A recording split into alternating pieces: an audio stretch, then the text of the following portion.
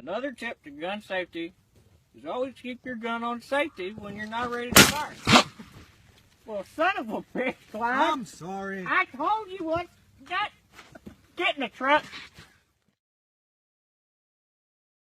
Update you on the situation if you're just now joining us. At least 14 dead, 50 injured. A lot of those injuries are severe after a lone gunman opens fire in a theater outside of Denver, Colorado, in Aurora.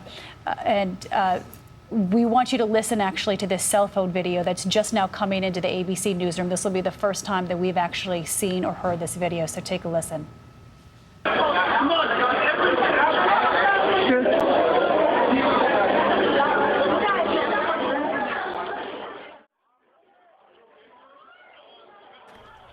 And now we must turn to the issue of gun violence in America today, because the latest mass shootings in Aurora, Colorado, and Newtown, Connecticut leave us all, liberal and conservative, Republican and Democrat, appalled and disgusted at the carnage.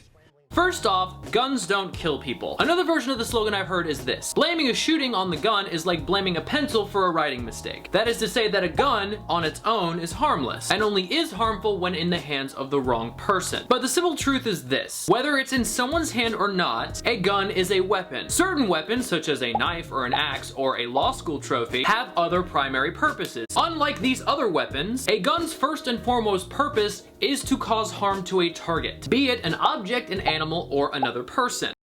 You know, there are two kinds of animals in this world, predators and prey. No one watches a leopard chase down a gazelle and denies that the gazelle has a right to use its hooves and horns to protect itself from the predator.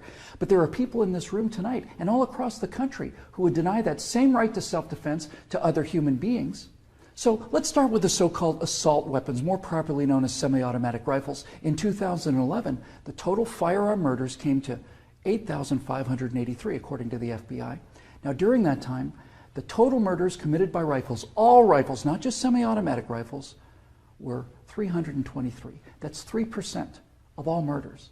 Hammers and clubs kill half again as many people as rifles. Hands and feet murder twice as many. And knives kill 5 times more Americans than all rifles combined. I don't understand why people need them. And I don't understand the argument that the answer to America's seemingly out-of-control gun crime is simply to flood the streets with more guns. I feel the conversation more drifts towards dealing with the individual that could wield a weapon in a negative light. I mean, we found on the battlefield, one thing that I write about in Damn Few is that, you know, evil finds a way, bad finds a way. And so if the guns weren't in the system, I sincerely believe those mentally unstable or unhealthy people would find a way to perpetrate heinous acts. I just don't get, and I'm not hearing a coherent argument, why they should be so easily available to the likes of Adam Lanza and the killer at Aurora to just walk into Walmart and take one off a wall. I think as the discussion unfolds, we just need to take our time and really look at results-based impact to make good decisions.